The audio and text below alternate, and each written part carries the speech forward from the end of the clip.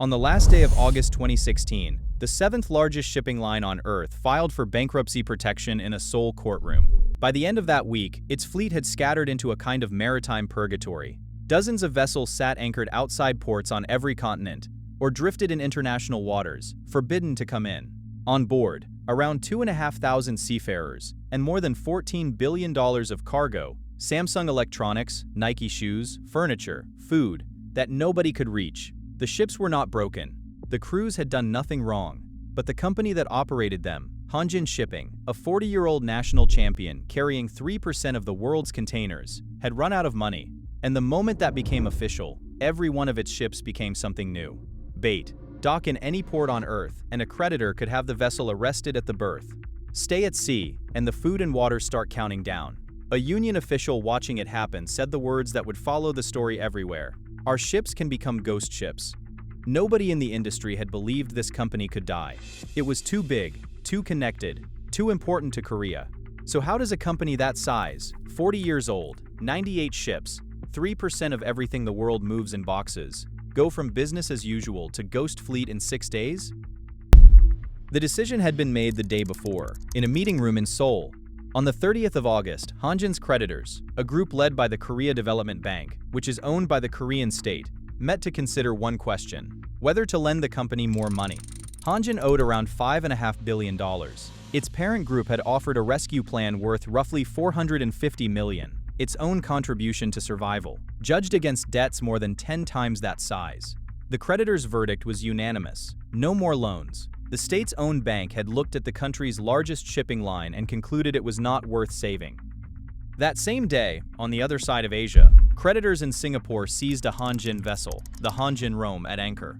It was a preview of what was coming, and Hanjin's lawyers understood it immediately. The moment the company's failure became official, every ship it had would be exposed. The receivership filing the next morning was, in part, an attempt to throw legal protection around the fleet before creditors around the world could grab it. The protection did not travel fast enough. To see why, you need to know what a shipping line actually is. Financially, a machine for converting continuous payments into movement, fuel, port dues, canal fees, stevedores, tugboats, and, above all, charter hire. Hanjin owned only 37 of its 98 container ships. The other 61 were rented from their owners, at rates fixed years earlier, payable relentlessly, whether the ship sailed full or empty. Across all its trades, the company operated 141 vessels, and nearly every one of them generated bills every single day, in dozens of countries, in multiple currencies.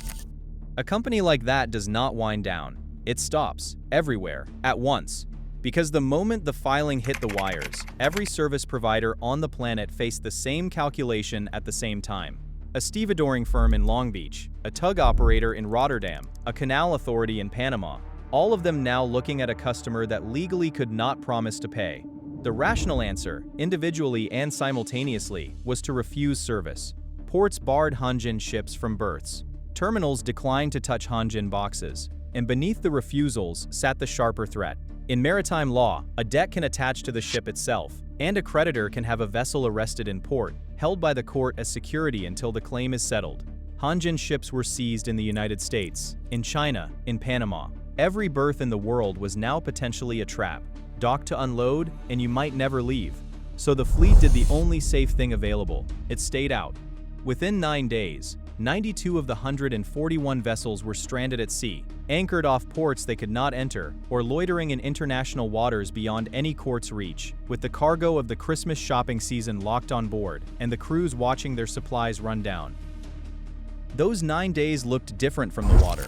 The Hanjin Greece had left Busan on the 21st of August, a routine crossing to California with clothing, electronics, and furniture for the autumn shelves. Somewhere in the middle of the Pacific, the company that operated her ceased, functionally, to exist. She arrived off Long Beach to find that docking had become dangerous for everyone involved. Hanjin feared its ship would be seized at the berth, and the terminal feared working for a customer that could not pay. So she waited, a 350-meter ship circling within sight of the cranes, for more than a week.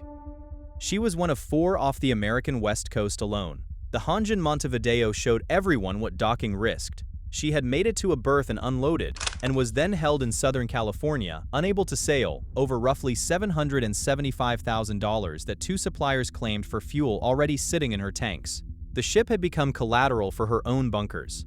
The way out ran through courtrooms, one country at a time. Hanjin filed for protection in the United States on the 2nd of September.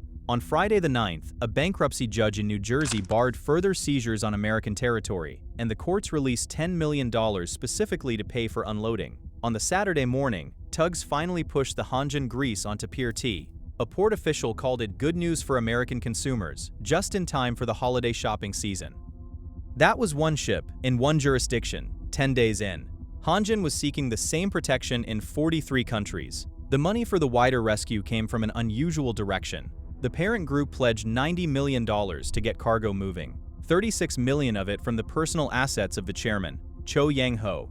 A former chairwoman added $9 million of her own. Korean Air, the company's biggest shareholder, approved a further 60 billion won loan. The state had refused to pay.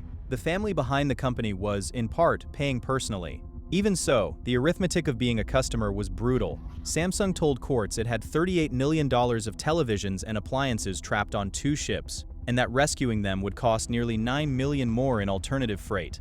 Roughly 8,300 cargo owners were in some version of that position, spread across 500,000 containers. And for the crews, the courts moved slowest of all.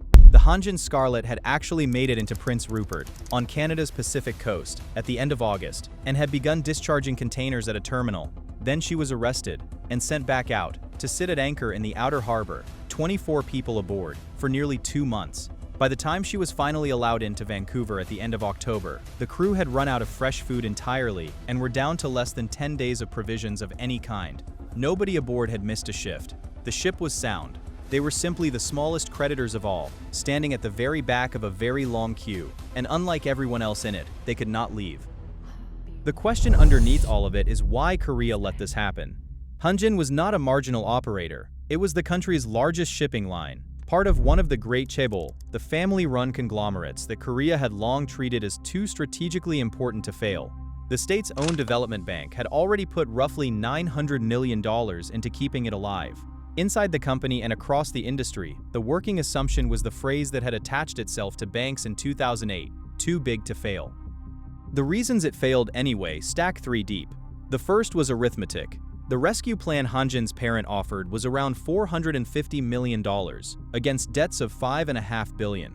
The creditors judged it not viable, a request for them to carry the difference indefinitely, into a freight market at historic lows. The second was politics. Korea had recently poured public money into Daewoo Shipbuilding, one of its giant shipyards, and had then watched that company engulfed in an accounting scandal. The appetite for writing another blank check to a troubled maritime champion had been burned away. When the decision came, the finance minister stated the new doctrine in public: companies must figure out how to survive and take responsibility on their own. The third reason is the one the industry still argues about, because Korea did save a shipping line that year. Just not this one. Hyundai Merchant Marine, the country's #2 carrier, had entered 2016 in worse shape than Hanjin. That is not hindsight. Observers at the time said Hanjin's position looked stronger. The difference was speed. HMM sold assets hard and early, raising over $1 billion by selling Hyundai securities. It restructured its debts voluntarily before anyone forced it, and it secured a place in the 2 million alliance alongside the 2 biggest carriers in the world, making itself too connected to cut loose. By the time Hanjin came asking, HMM had already absorbed the state's patience and the market's goodwill. 2 companies, same country, same industry, same terrible year, and the one that moved first lived. The gap between rescue and receivership came down to months of sequencing. Hanjin's chairman offered his own epitaph, and it described the whole industry rather than his company. Shipping, he said, had been playing a game of chicken among the large carriers, everyone adding capacity into a collapsing market, everyone waiting for someone else to blink, rates falling to levels where nobody covered costs. Hanjin had played the same game as Maersk and MSC, with less cash, a debt-to-equity ratio that had touched 1,400%, and a government that had just decided to stop underwriting the table. Somebody had to be the one who blinked. On the 30th of August 2016, its own bankers decided it would be Hanjin. The company was formally declared bankrupt the following February. Hyundai Merchant Marine took over the healthy pieces, profitable ships, route networks, key people. The industry called it a de facto merger. What Korea refused to rescue whole, it kept in parts. The strangest part of the Hanjin story is how small it was. 3% of global container capacity. That is what vanished, not a third of the world's shipping. Not a tenth. 3%, from an industry with dozens of carriers. And that 3% jammed supply chains for months. Freight rates on some lanes spiked by half. Retailers rebuilt logistics plans mid-season. 8,000 cargo owners spent the autumn tracing 500,000 containers across a fleet of ships nobody would touch. American officials warned the disruption would run 2 to 3 months, through the heart of the holiday season. One lesson the industry drew was about visibility. Thousands of companies discovered, that September, that they did not actually know where their own goods were. A generation of container tracking technology traces its funding to that discovery. The harder lesson was about structure, and it is less comfortable, because the industry's answer to Hanjin was to become more like the thing that failed. The game of chicken the chairman described did not end. The overcapacity that killed Hanjin was worked off for a few years, then rebuilt. The record order books are back.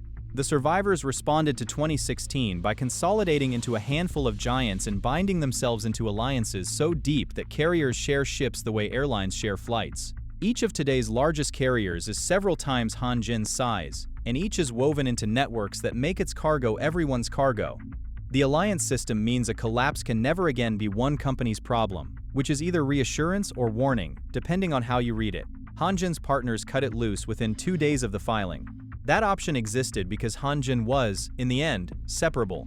The industry has spent the years since making sure nobody is. And one fact from that September deserves to sit at the end, because it is the whole story in a single image. The ships were never the problem. 92 vessels floated intact off the world's ports, loaded, crewed, seaworthy in every respect, stopped not by weather or war or mechanical failure, but by the withdrawal of a signature and soul.